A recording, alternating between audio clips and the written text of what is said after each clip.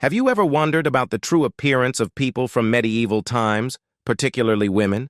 How did they care for their health and beauty? How do their standards of beauty compare to ours today? In this video, we'll delve into these intriguing questions and more.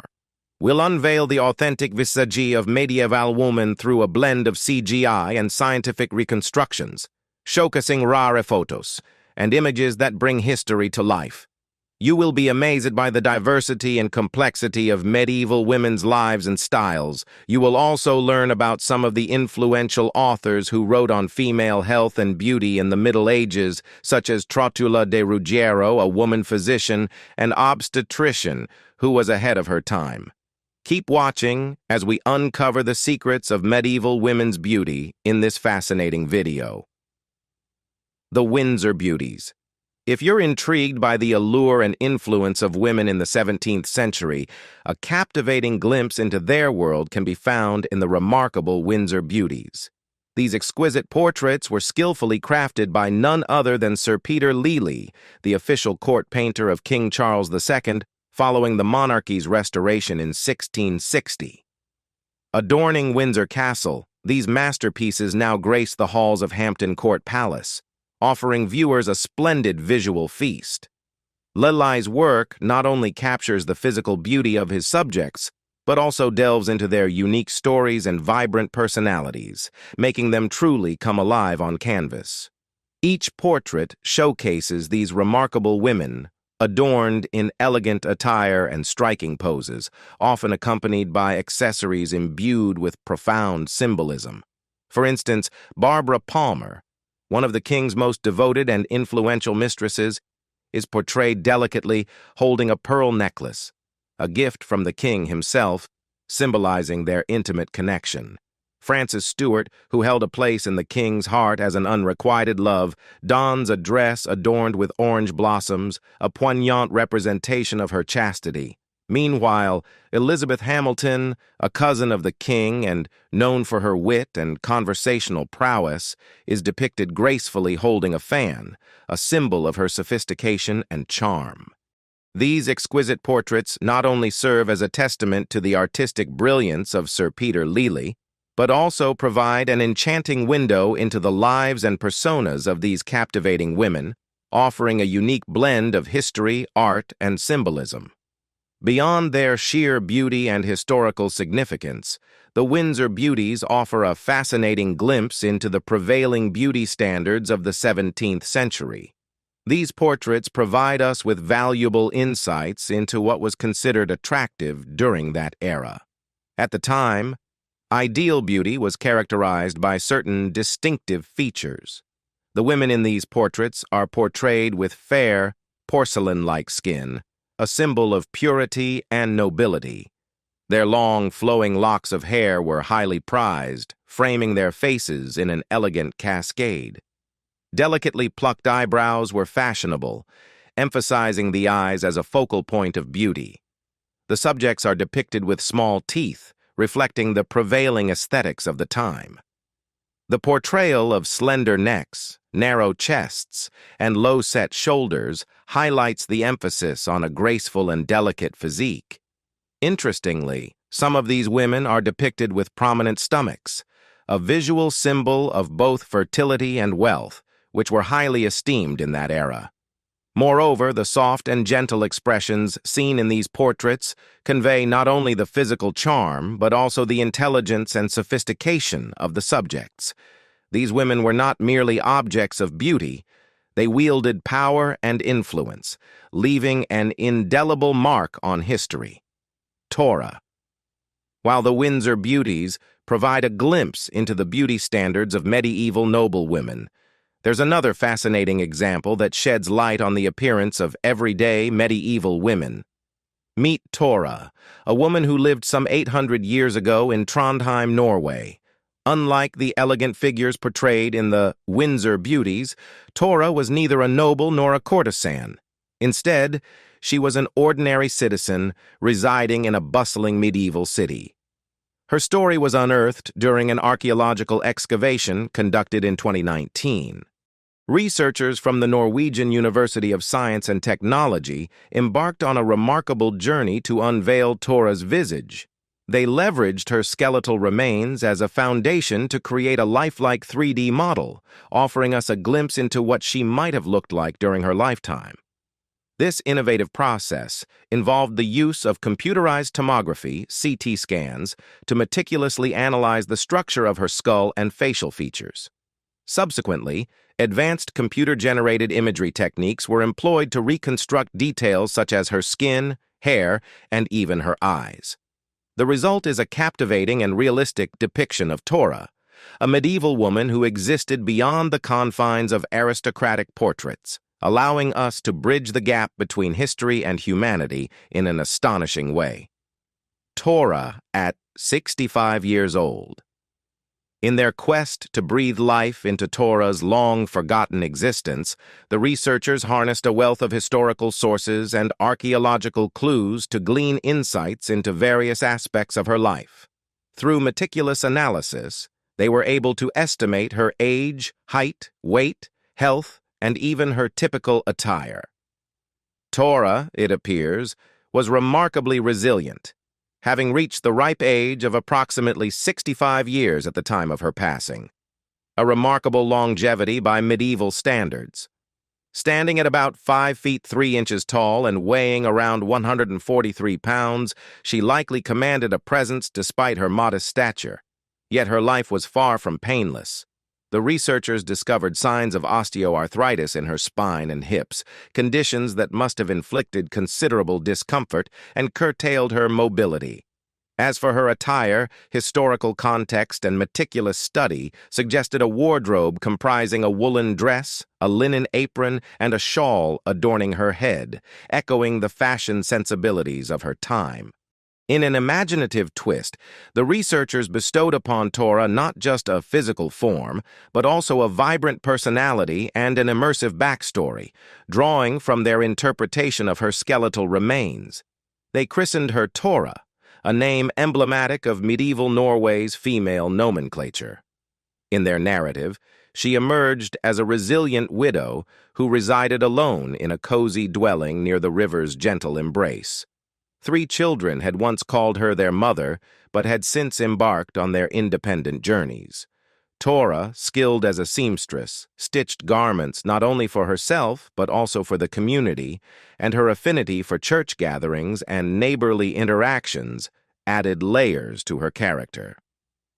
The result of this painstaking endeavor, a lifelike model of Torah, is now prominently displayed at the NTNU University Museum as part of the Medieval Trondheim exhibition. The model, strikingly portrayed with a warm smile and a reassuring walking stick, serves as a bridge between the past and the present, offering visitors a unique opportunity to connect with a remarkable medieval woman, forging a tangible link to an era long gone. It is through such remarkable projects that we can begin to unveil the enigmatic lives and appearances of these women from history, allowing us to see, in vivid detail, what medieval women truly looked like and imagine the stories they might have lived. Portrait of a woman of the Huffer family. The headwear worn by the sitter in the portrait aligns perfectly with the modesty standards of the time.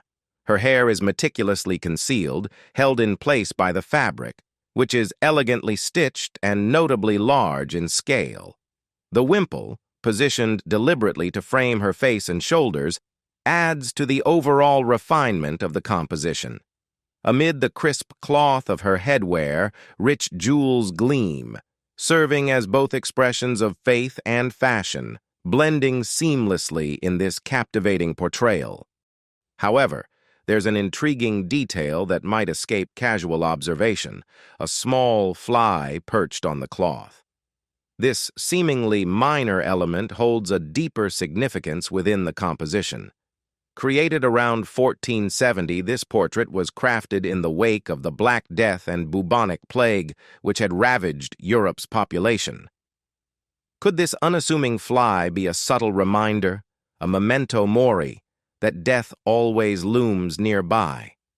It's a striking example of how even the smallest details in the wimple can provide profound insights into the historical context of the time.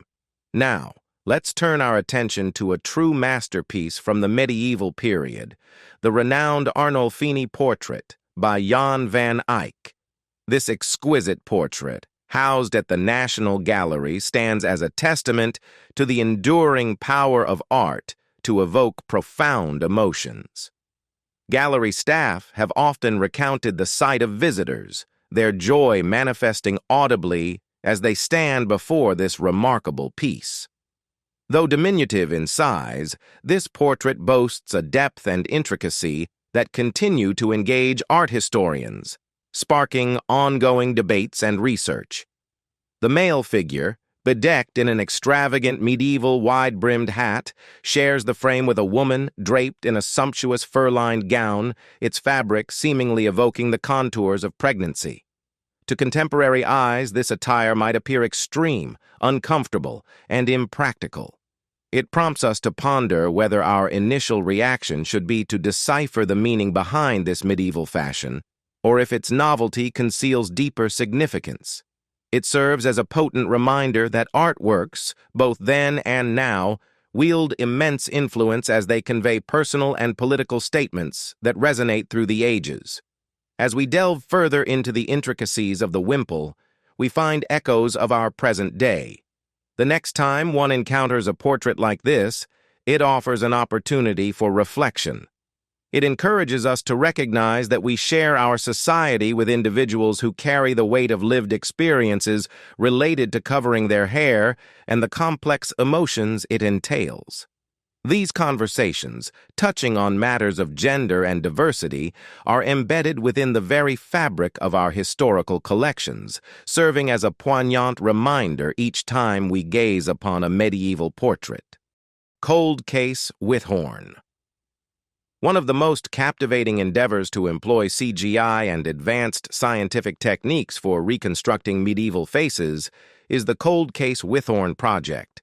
This initiative was spearheaded by the Withorn Trust, a Scottish non-profit organization entrusted with the stewardship of Withorn Priory, one of Scotland's earliest Christian settlements.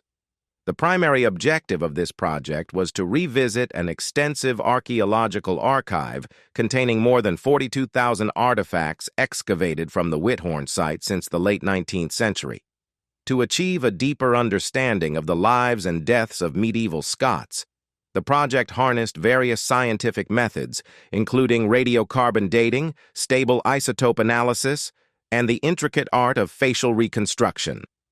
Among the most remarkable achievements of the Cold Case Withorn project is the resurrection of 3 individuals interred at Withorn Priory. This trio consists of a 13th-century cleric, a 14th-century woman, and a 15th-century man. The complex process of facial reconstruction was masterfully executed by experts from FaceLab at Liverpool's John Moores University. Leveraging 3D scans of the individuals' skulls and drawing upon historical evidence encompassing clothing and hairstyles, these experts breathed new life into these long-forgotten figures from the past. In Withorn Priory, the female subject unearthed at Withorn Priory presents a captivating enigma. Her unique burial, resting on a bed of shells in a stone-lined grave near the priory's high altar, strongly implies her elevated status or significance within her community. It is estimated that she passed away sometime between 1300 and 1370 AD, reaching the age of approximately 45 at the time of her demise. The intricately crafted facial reconstruction provides intriguing insights into her appearance, revealing a round face adorned with prominent cheekbones, a petite nose and chin, brown eyes, and dark hair. She was depicted wearing a white linen veil elegantly draping her head, accompanied by a blue woolen dress adorned with striking red embellishments. Furthermore, the Cold Case Withorn project uncovered valuable information about her lifestyle, dietary habits, and health, all gleaned from her skeletal remains and teeth. It is highly probable that she was a native of the southwestern region of Scotland, having grown up in close proximity to Withorn.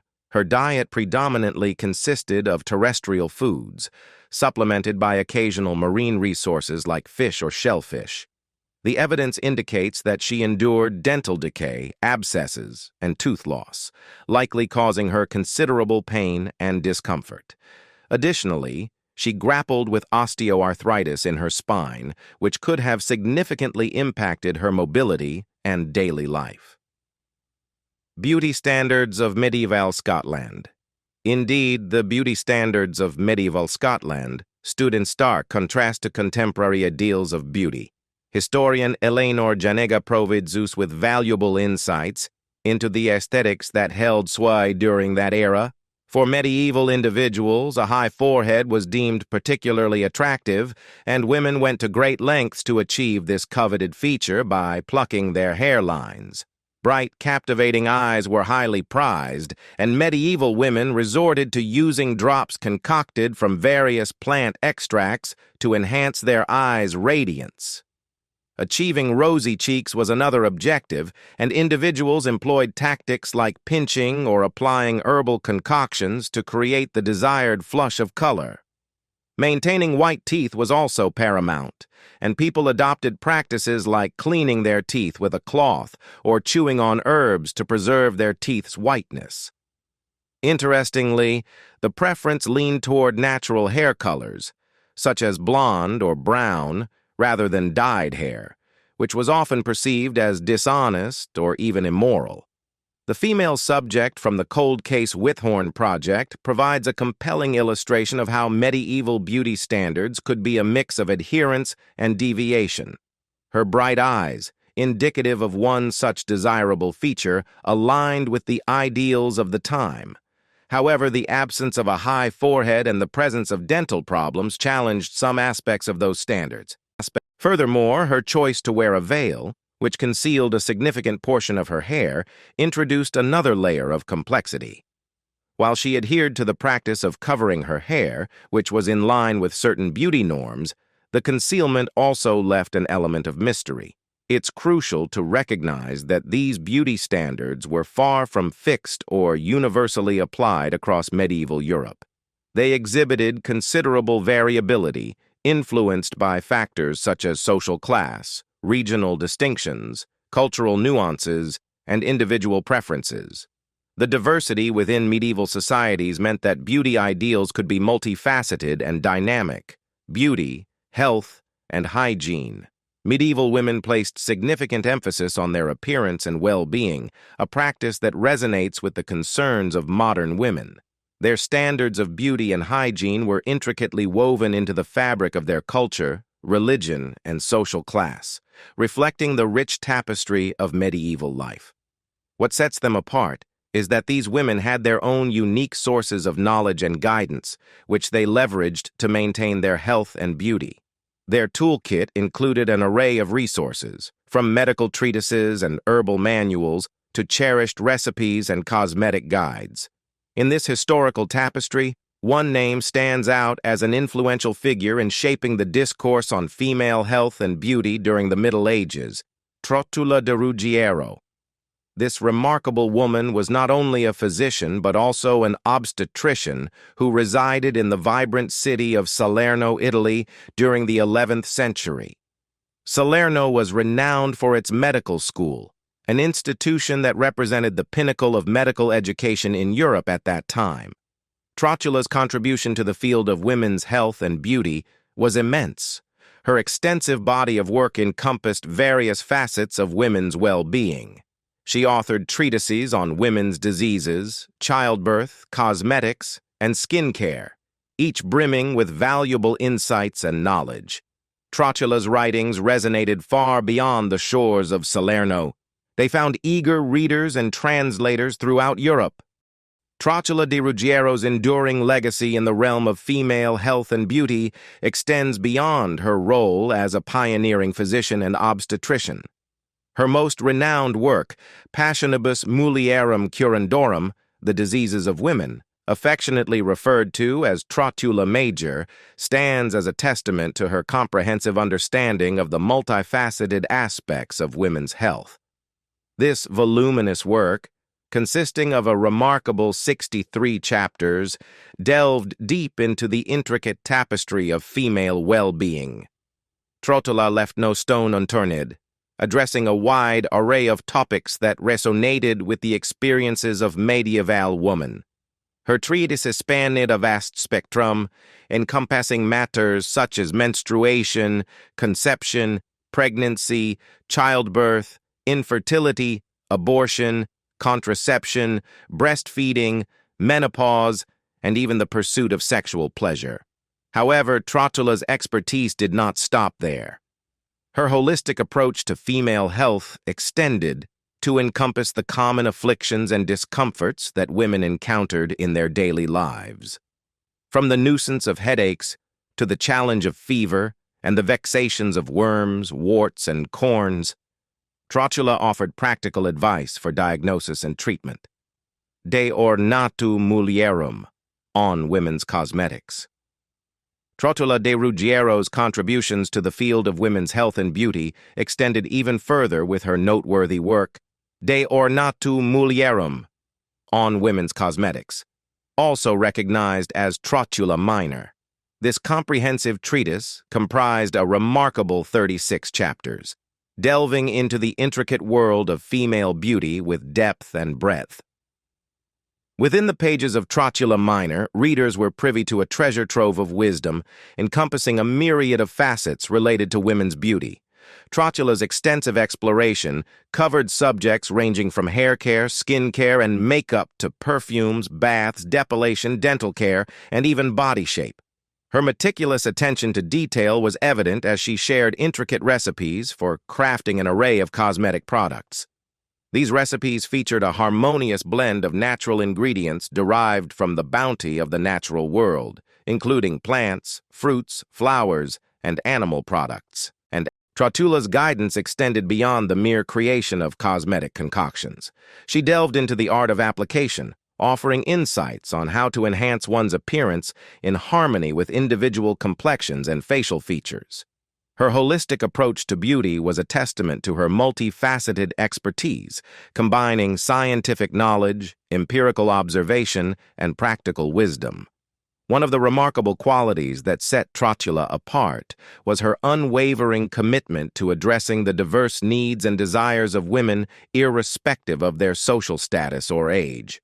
Her writings exuded respect and empathy for the intricacies of women's lives. Trotula championed women's autonomy and dignity, especially in matters related to reproduction and sexuality. Her progressive stance on these issues was undeniably ahead of her time, challenging prevalent stereotypes and prejudices about women's bodies and minds that were often perpetuated by male physicians and theologians of her era. The beauty standards and hygiene practices.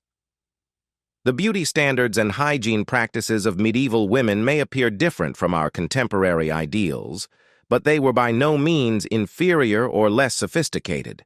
Rather, these standards were rooted in a unique understanding of nature, health, and aesthetics that harmonized with the context and culture of their time. They were a testament to the creativity, personal preferences, and resourcefulness of women who navigated their lives within the parameters of their era. Trotula de Ruggiero, among other pioneers, left an indelible mark on the rich legacy of female health and beauty throughout history. Her contributions continue to reverberate in culture and society, offering insights and inspiration that endure to this day. We hope you've enjoyed this enlightening journey into the past with us. Were you surprised by the disparities between medieval and modern beauty standards? And do you believe it was more challenging to be a woman in those bygone days? We eagerly await your thoughts and insights in the comments below. As always, thank you for joining us on this exploration of history's fascinating nuances. See you next time. Bye.